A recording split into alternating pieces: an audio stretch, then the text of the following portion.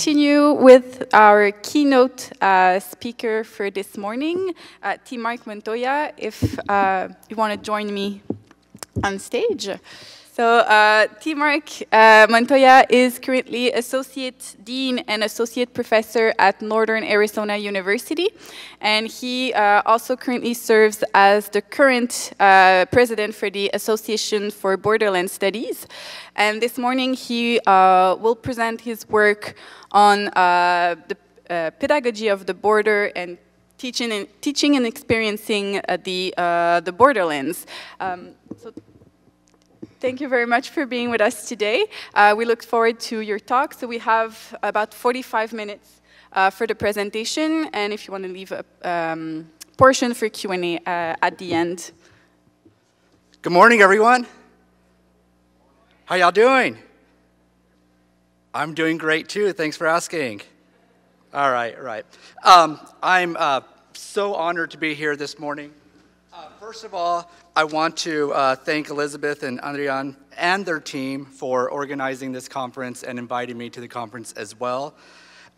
Secondly, I want to acknowledge the First Nations peoples on whose forever land we're on today. And I also want to thank and acknowledge the campus service workers who probably cleaned up after us yesterday, and will do that again later on today as well.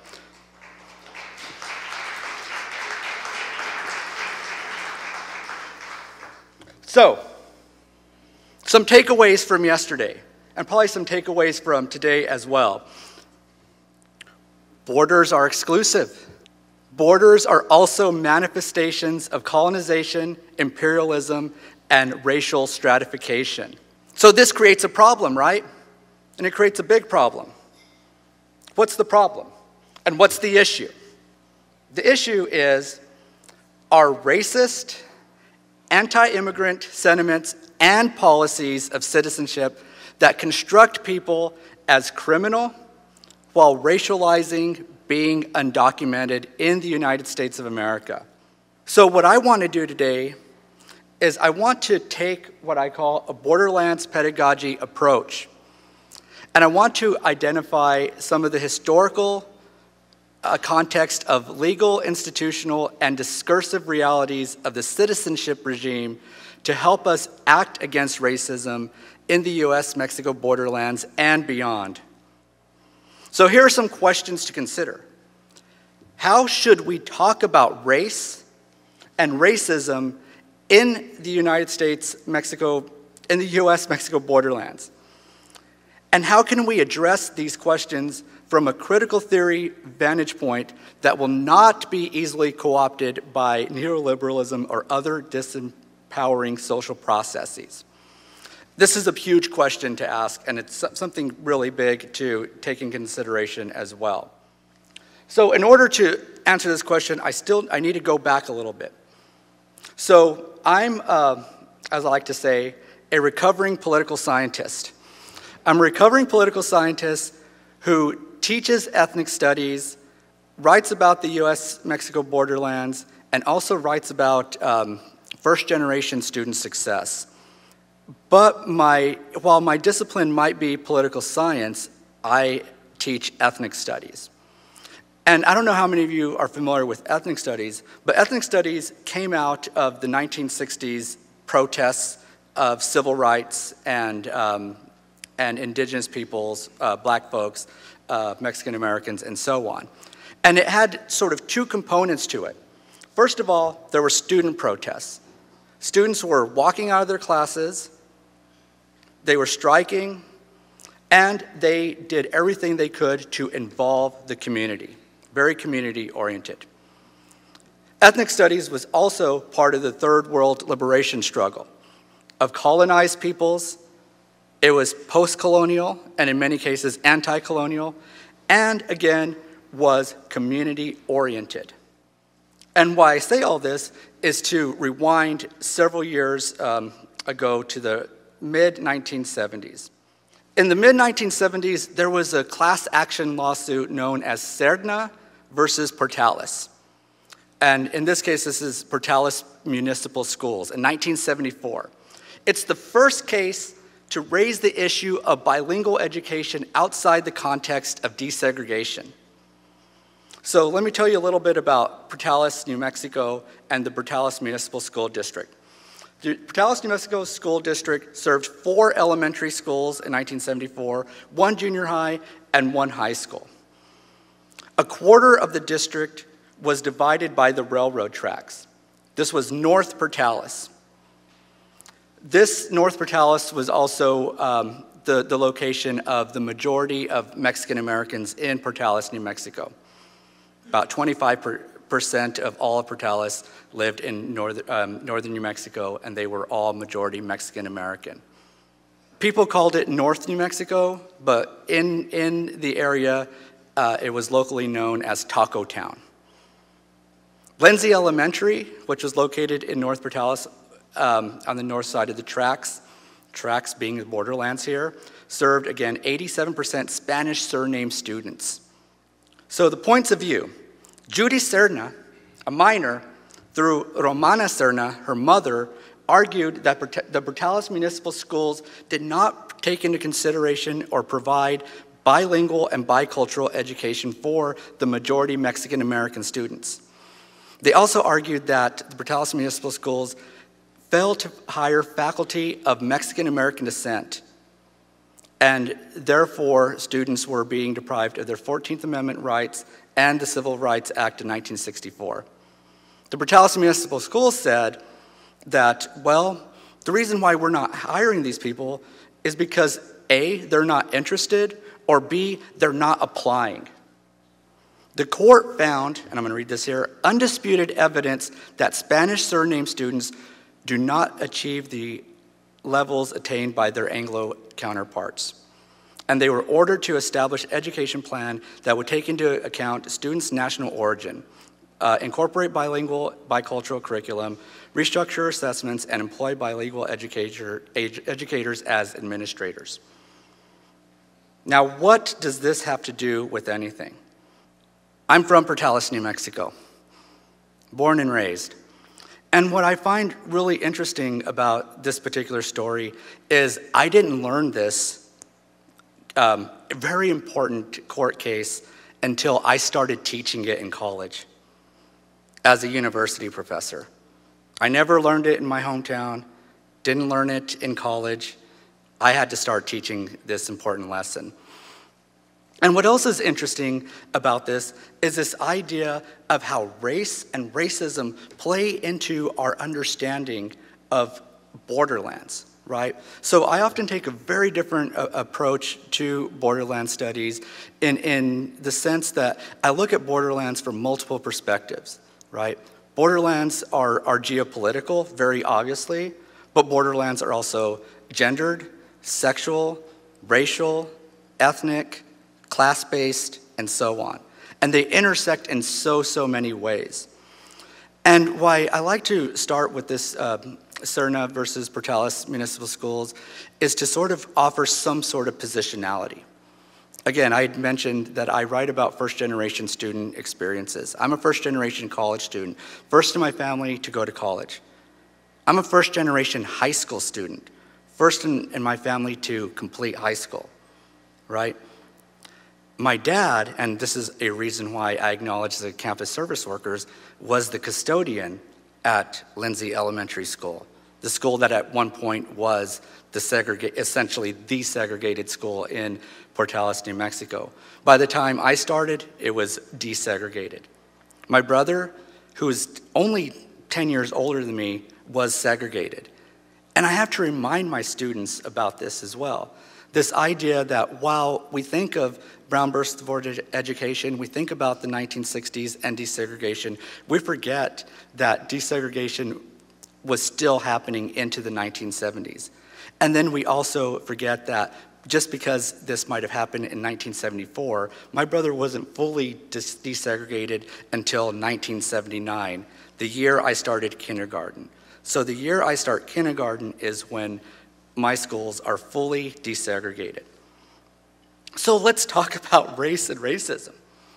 Because in the classroom, when I teach ethnic studies, I ask this question: does my race or ethnicity matter? I don't sort of disclose my race or ethnicity until I ask this question in the classroom.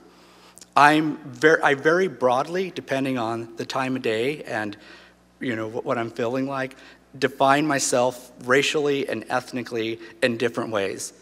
Sometimes because it's just easier and I don't want to over-explain anything, I might just call myself Hispanic, right? But that in itself is problematic. Sometimes I say Mexican American. Sometimes I say Chicano. Sometimes I say Latino, Latine, Latinx. Again, whatever I'm feeling like at that particular day. But why I ask this question is because, again, I'm teaching an ethnic studies course. And we have great discussions in the classroom about whether my race and ethnicity matter in that classroom. And why? Because half the class will say, well, absolutely it does, because you're teaching an ethnic studies course and because we consider you a so-called ethnic minority in the United States, you have a point of view. You have a positionality, and you can speak to this particular positionality. Other folks will say, well, no, it doesn't matter. You're a learned person, you have a degree, so it shouldn't matter what your race is. And I'm like, okay, these are great points. And then I ask them, is it easier for me to teach this class? And they say, yeah, again, you're an ethnic minority, it's certainly going to be easier for you. And I say, well, it's not actually. Why? Because we have so many entrenched biases in the United States that whenever I speak about race and racism as a person of color, I'm seen as biased and seen as another minority complaining. And I see it all the time. I see it with my colleagues who share the suite with us at our university in women's and gender studies. I've read their evaluations. Students are talking about what they wear, what they sound like, and so on, right? Because what? Sexism is entrenched in that as well. And a lot of this has to do with value, right? So in the United States, our paper money is basically the same, right? In other words, if you couldn't see the money and you were just filling it, it's the same size, it's the same paper, right? But what I'm getting at here is the value we assign to that, right? Words have meaning. So if I were to say, for example, in my classroom in the United States that, let's say, for example, I was late to my class, and I apologize to the class, oh, I'm so sorry, there was a bunch of people in the parking lot. Okay, so what, right? And then let's say, for example, I qualified that a little bit. Oh, I'm sorry, I'm late. There were a bunch of Mexicans in the parking lot. Something popped in their mind, right? They gave value to that. And we have to understand that particular value that people give to whatever. Because when it comes down to it, a $1 bill and a $20 bill are the same paper, the same size, they feel the same. You see what I'm getting at here? In other words, as we talk about in ethnic studies, race is socially constructed, right? We assign value to how we understand different people's races, sexualities, genders, and so on. And when we look at these issues and levels of inequality in the United States and beyond, we have various ways that we can look at this. We can look at this from a historical level, an institutional level, an ideological level, and a personal level. The problem in the United States, for me, is that the focus tends to be solely on the individual or personal level of analysis, right? That person doesn't like that person because of their ethnic identity. But it's so much more than that, isn't it? It is ideological. It is institutional. It is historical. Again, there's meaning behind all of this as well. The issue, however, is that oftentimes when we look at differences, particularly in the United States, there tend to be these deficit narratives, right? The deficit narratives of these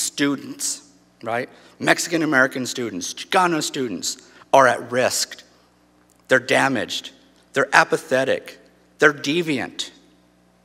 I had a student, young Chicano student, years ago, come up to me. We were having a conversation. I'm like, hey, what's going on? I heard there's some issues in the classroom. He's like, oh, you know how it is. I'm like, what do you mean? I don't know how it is. I'm like, it's boring, and it's this and it's that. I'm like, is it? It's actually quite interesting, and it can be. And he's like, well, I'm just tired. I'm like, okay, why are you tired? And then he finally says, Mr. Montoya, I'm hungry. This person who was considered damaged, troublemaker, at risk, deviant, was just hungry. I didn't have breakfast. I didn't have dinner. So there are assumed solutions that we need to save these students, or that we need to modify them toward respectability. And that, again, becomes an issue and a problem as well. So how does this play into how we talk with our students, right? How do we interact with our students? What does this have to do with Borderlands, right? What this has to do with Borderlands is acknowledging the various positionality and spaces our students are coming from. They're crossing multiple borders in multiple ways in various times during the day. Again, they're navigating borderlands of first gen, navigating borderlands of gender, sexualities, race, ethnicity, and so on. So to look at the questions again that I asked is, how should we talk about race and racism in the United States borderlands? And how can we address these questions from a critical theory vantage point that will not be easily co-opted by neoliberalism or other disempowering social processes? The answer to these questions, again, is Borderlands pedagogy. The borderlands are not only observed, they are lived. They are lived. We live our borderlands in our everyday lives. This is Gloria Anzaldúa, 1987. Now, when I started college, I was very, very fortunate. I was in honors English, and not because I was an honor student, because I was also in developmental math at the same time. But first day of class, I didn't know this at the time, but we had to all, in the first day of class, and I wasn't familiar with college. I had huge imposter syndrome. I didn't belong there, I felt like, and so on. And we all had to introduce ourselves and had to talk about what we were interested in studying for that semester. And my goodness, if I didn't feel that everybody had it together except for me. So by the time they got to me, I said, I think I'm interested in culture. I don't know. And the professor the next day said, oh, you said you were interested in culture. Here's a book I think you might be interested in reading. This Bridge Called My Back. So basically, day 3 of my freshman year in college, I was introduced to women of color feminism. And I did not know how much this would affect my life today. Because sort of different from other Chicano scholars, people that study Mexican Americans in the United States, for example, I got my education backward. In other words, I got the critique first, right? I didn't get the Chicano nationalism, the sort of very male-dominated perspective within Chicano history. I got the critique of women, queer women, women of color. So when we look at the borderlands, we can see the borderlands as this concept of being bordered. And when we look at pedagogy, it's that method and practice of teaching. How we teach, how we communicate, and how we learn with our students.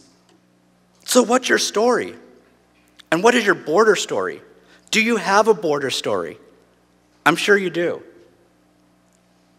Right? When you're in the classroom or wherever, you probably talk about your border experience. For a lot of Mexican Americans in particular, their border crossing experience, the geopolitical border, Mexico and the United States happened day one, essentially. For me, it wasn't until I was 17 years old that I first crossed the US-Mexico border.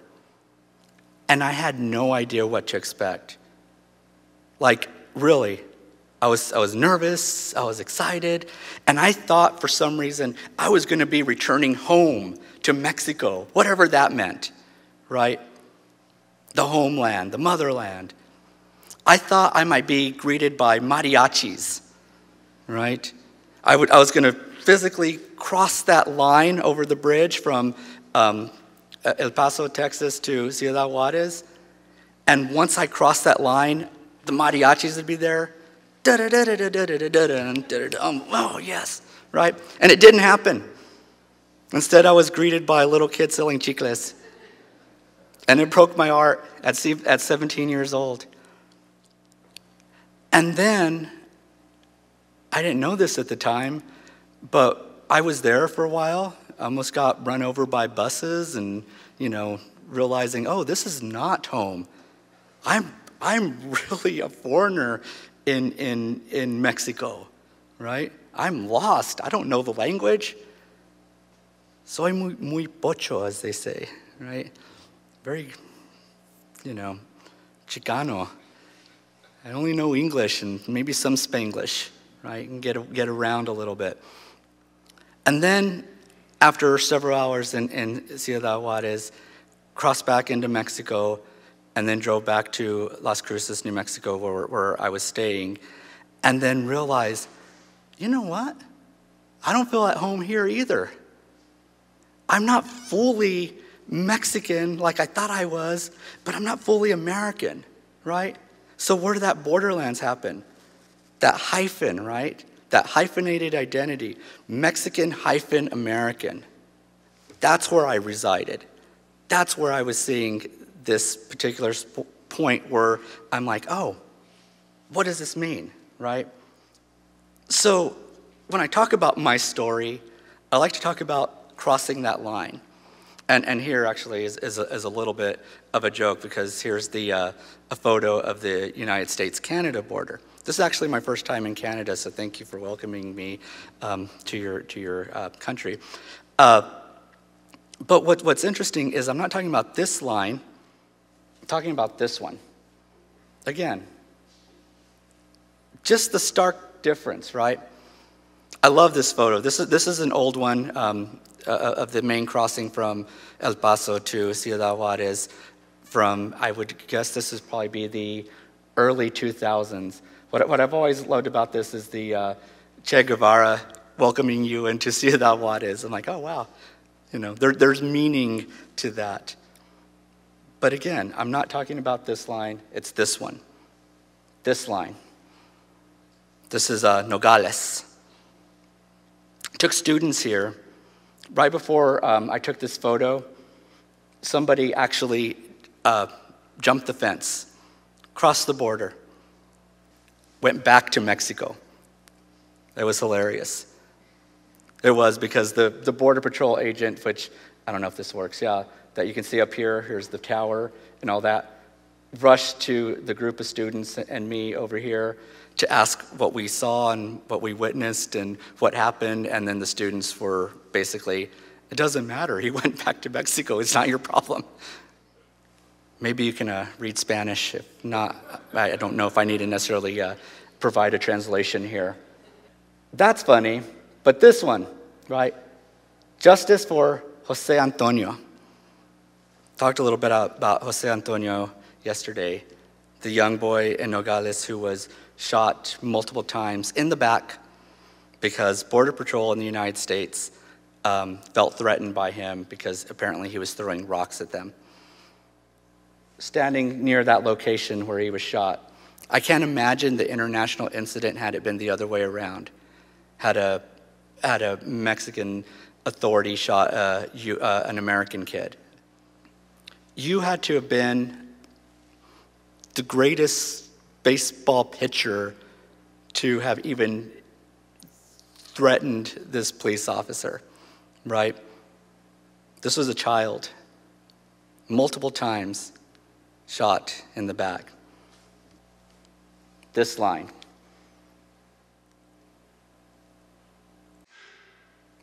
Therefore, the classroom should not exist in isolation.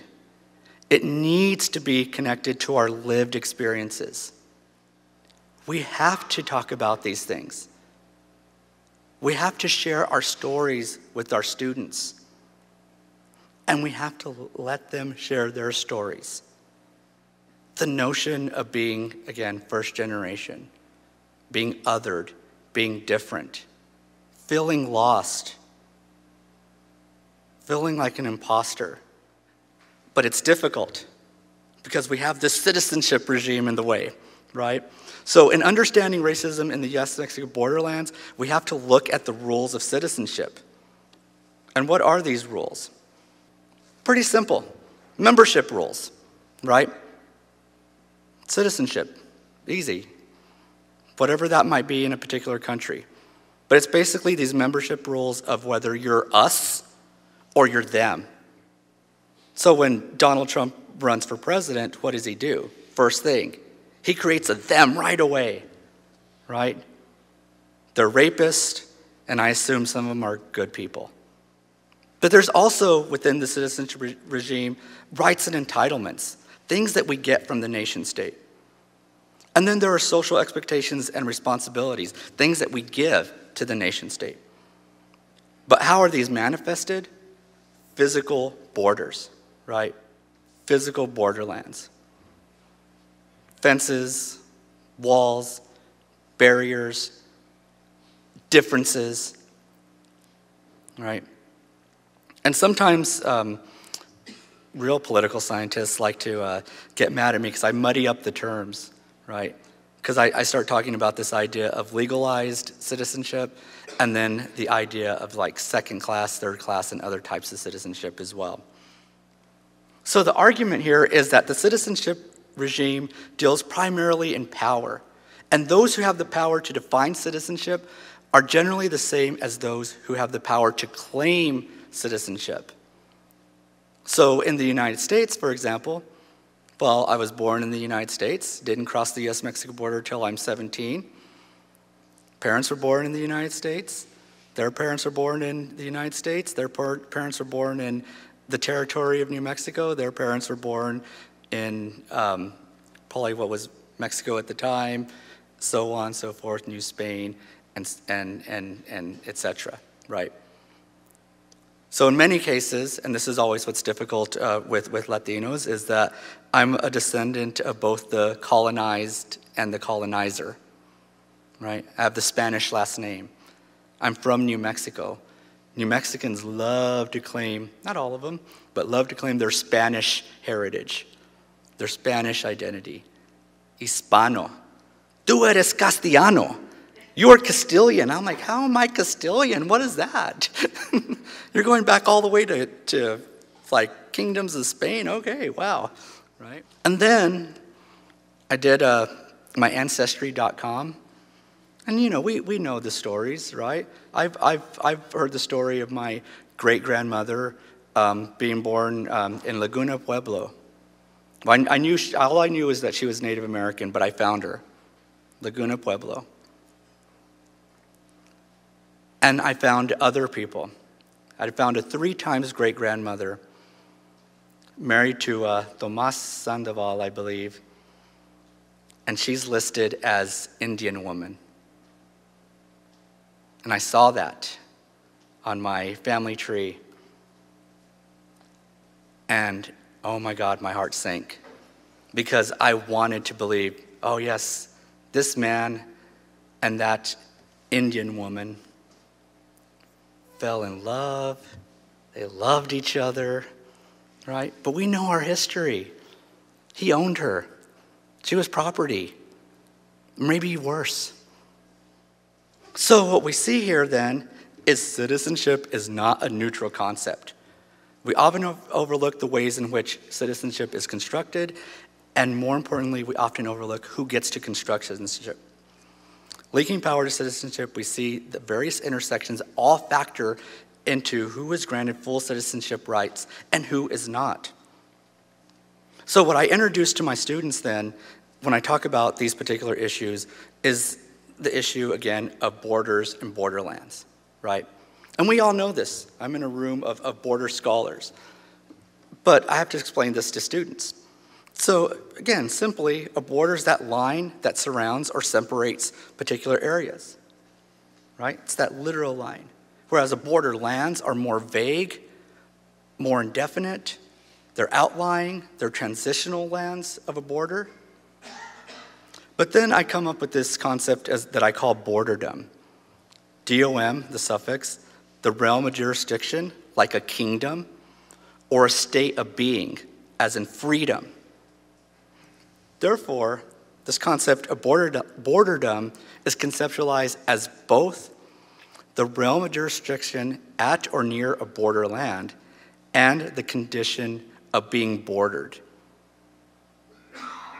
Okay, Mark, getting too theoretical here. But there are themes, right? When we look at the citizenship regime, we see that it continues to become more politicized and more institutionalized, right?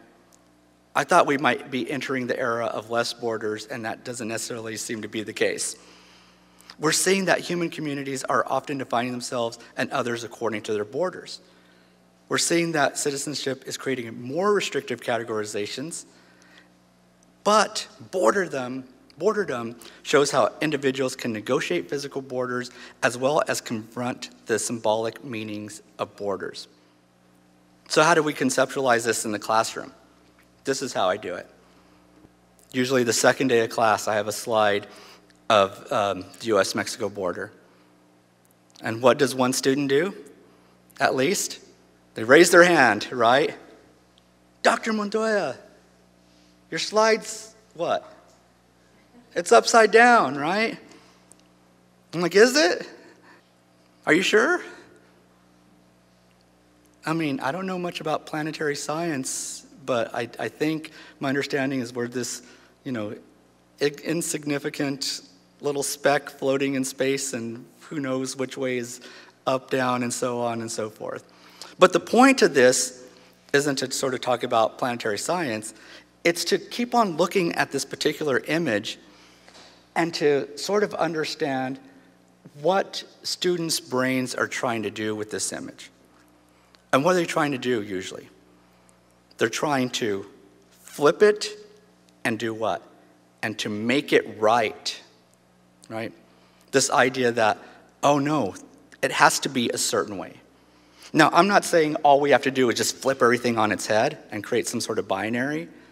But what I'm saying is that we have this assumption, particularly students, that it has to be the one way, right? And this really messes with their minds. I mean, whenever I start introducing different projections of maps and so on, then they're really like, dumbfounded. I'm like, yeah, Germany's not really where you think it is, because you're looking at a map, at a particular projection of a map in a particular way that, is making a globe into a flat space, which is virtually impossible. So the issue then is that the US-Mexico border is no longer just a line in the sand. It's a fence, it's drones, it's national security at size levels, and it's complex. And to understand these complex dynamics, we should underscore the unique forms of border wall discourse and the inherent racism that accompanies it. We also see that the citizenship regime generally ignores cultural identities and political forms of mobilization as citizenship, and it remains a strategy used to validate, strengthen, and reinforce racial hierarchies. So again, we as scholars need to not only create new objects of knowledge, but understand that we should prepare students as citizens. The problem, though, and I think a lot of folks talked about this yesterday, is this issue of fear, right? For most Americans, the US-Mexico border remains dangerous, unsecured, and the citizenship regime remains white. Come visit beautiful Arizona and just sit in front of the TV for an hour and watch the commercials. Commercials for all the elections happening in the state. About 75% of them are the border, immigrants, replacement, They're using those words, and they're using them very purposely. Also in the state of Arizona, for 10 years, there was a law known as House Bill 2281, which did what? Banned ethnic studies in the state of Arizona K through 12, effectively really banning the Mexican American Studies program in the Tucson Unified School District. It was finally overturned after 10 years, but it was a 10-year struggle. So basically, what I was doing in the state of Arizona could have been deemed illegal by state standards and state statutes. And why I bring this up are these data implications in Arizona. This turquoise color is the population of white, African American, Mexican American, and Native American folks.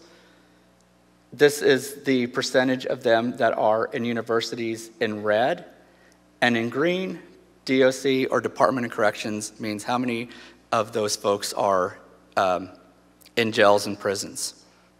About 30% of Arizona is Mexican American, 42% of the prison population is Mexican American. 14% of it are going to schools and universities, or universities and colleges in the state of Arizona. Why does this matter? The Chicano educational pipeline. Say you have all the Chicano students in the United States, and 100 of them go to elementary school. That's great. Only 46 of them will graduate. Only 26 of them will enroll in college. Only 8 will graduate with a BA degree. 2 might earn a graduate or professional degree. And then 0.2 will graduate with a doctoral degree. How many of you in this room broadly consider yourself or are considered a Chicano person, a Mexican American? There's 1, 2, 3 of us. As my friend and colleague Michelle Tejas would say, we don't count as a full person yet. So we need reform. There's a problem. In order to reform issues, we have to deal with systemic things. We have to deal with the systemic issues of citizenship and racism. And immigration reform will not get rid of racism, it will not get rid of vigilante groups, and it will not get rid of the citizenship regime. But what we need to do is have a conscious decolonization of academia and consequently the decolonization of citizenship. Suggestions. We need not fear the opportunity to do better. We have to know that knowledge is not understanding. And we further have to know that understanding is not action. You see what I'm getting here, right? So in other words, we need to act. We need to do something. What we're seeing in the state of Arizona is that students want ethnic studies. Ethnic studies should not just start in high school and college, but before. It goes beyond and adds to social studies and physics. It does not solely focus on race. Ethnic studies needs to be intersectional. And ethnic studies is not remediation for so-called at-risk students. Curriculum matters. There's multiple levels of knowledge. It addresses real learning.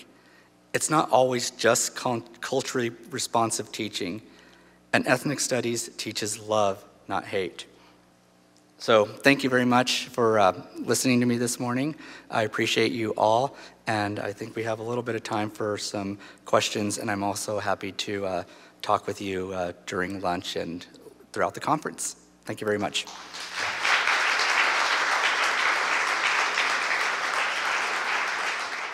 So if you have questions, you can come in the front. We have about 10 minutes for Q&A, so please feel free to ask your questions. Hi. Hi, thank you very much, Mark. I'm impressed.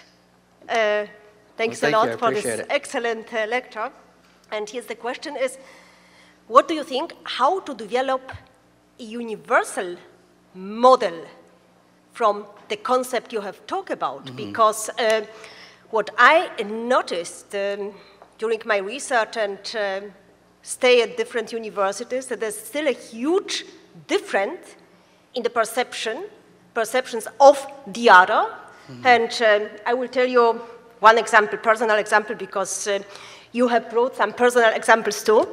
When we stayed at the University of Stanford, 2014, and my daughter, in that time 14 years old, when she taught in her German school that we'll stay there and perhaps cross the border to Mexico, all were impressed. Mexico, great, and such an excellent country, wow, will be excellent.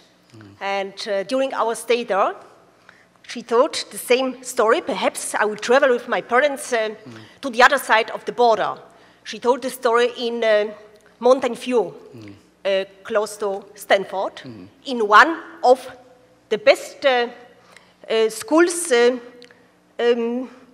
not a private one, but very good in comparison to other schools. So we expected a good level of knowledge.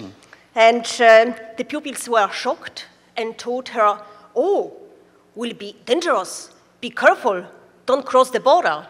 And so she asked, oh, how do you know it? Have you been there? No, we never go there because it's very dangerous to go to the other side of the border. So she asked again, how can you know it if you don't know the reality? Right. Yes, we know it. It is how it is. This is one example from the school. But then you mentioned university system, that we have, we need some changes too. Right. And that's true. What I observed, the University of Stanford, and you showed the numbers, 95% of professors and students white, and perhaps from Asian countries. And then on the other hand, people who worked in the kitchen or cleaning, mostly Mexicans. So I talk with them in Spanish because I found it interesting to learn about other perspectives of the university. And my US colleagues were shocked. How can you talk with these people not from our spheres? And it was so shocking to me because at the university in Denmark and Sweden, Northern European countries, it's very common to talk not only to your colleagues, but to the cleaning woman and other working personnel staff at the university too. So how can we develop a universal model of equality in teaching? I think it starts with my third acknowledgement this morning was when I acknowledged campus service workers. It's particularly in the United States, for example. We have to start embedding the entirety of the people who make something run into the larger curriculum, if you will, but sort of into the larger sort of universality that you're speaking to as well. Tell our stories, take up space, and really be aware that, again, folks are navigating, again, multiple borderlands in their everyday lives and sort of understanding that there's so much more beyond what we sort of see or understand on a visual level. And again, there are gendered, racial, ethnic, ability-based, class-based borderlands that people are struggling and living through every day. It's a really difficult question. I don't know if it's one that it's one that's going to certainly warrant more conversation, but I think it really is about being inclusive of folks who are trying to tell their story and being inclusive of folks who are demanding educational rights like young Judy Serna was in Portales, New Mexico. The sort of idea that, no, this is important to know and this is important to understand. Thank you. Thank you, Mark, for a very, very inspiring talk. Two questions. One is that in the US, because of a communitarian way of building citizenship, it is not easy, but easier to address identities because you are Mexican American, you are of color, you have whatever. Okay, it may not be easy to live, but it looks when you show you have the ethnic categories of statistics. In Europe, in France, for example, none of this exists. It is totally negated. I mean, there are people from lots of minorities who identify themselves to these origins in different ways, but they do not exist in statistics. And thus, it is totally prohibited in class to address these issues from a community or identity perspective, like allowing them to reenact, to reappropriate themselves of their identity. So it's a question of how do you work that in the with a universal model, one way, and the other one is I was wondering, and I think also of a way to, I mean, you inspired me in working ways to make privileged students more conscious of their privileges, like building on their stories and deconstructing also what is exceptional about their lives, like even living in a peaceful country and things like that. So these were the two comments. Thank you very much. Well, thank you. Thank you. Appreciate it. Hi. Hi. I thought it was a really, really beautiful talk you gave. I just wanted to talk about one of the slides about when you put together the sort of problem of negative language, about labeling, for example, students as at risk, right, as alongside deviant, and that slide. And I totally understand the problem of the way that categorization bleeds into these normatively disturbing categories. But on the other hand, so the punchline of the story was about this kid who was hungry, right? That was the story. But on the other hand, it seems that you have to have some way of seeing these communities also as at risk. Right? I mean, your story made me think, boy, isn't it the best thing to say these people are at risk? Shouldn't we have a school breakfast program? Right? And so it struck me that lumping those together confused your point, because actually what you want is to find a way for at-riskness not to dip into deviance, but to keep at risk such that it can be helpful. And the question was how, because it struck me that the interesting thing I took out of that was that we actually mistook what the risk was. You were saying that the risk had something to do with the categorization of this student as deviant, meaning violent, but actually the risk to be addressed had to do with something utterly different than class, meaning the hunger. And so I just wanted to press you on that a little bit. And I agree. You make a great point there, and thank you for that, because this is where I have to be careful about sort of creating this binary, right? And sort of saying that it's one way or the other, and that's not sort of the intention there. But the real intention is to understand what strengths are these students coming with, right? As opposed to what risks and so on as well. So yeah, that's a well taken point. I appreciate it, because it can confuse the notion and sort of create a binary that is much more. It's not a binary, it's much more complex and interrelated as well. My third grade daughter came home from school and announced to us that she was not at risk. That there were a group of students who were at risk for doing poorly on the state exams, and she was not one of them. And I think one of the issues here that Mark is getting at is how that category, it gets put on people and then becomes internalized, and it almost becomes self-promoting.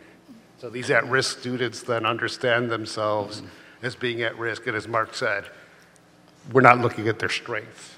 Right. So thank you. Thank you. Well, I think that's it, so thank you very much. Appreciate it. Thanks to you. It was a really great talk, and I know there may be more questions, so as you mentioned, during lunchtime, if you want to continue this discussion. So thank you very much for your keynote. And as always, you're welcome to buy me dinner if you want to talk some more.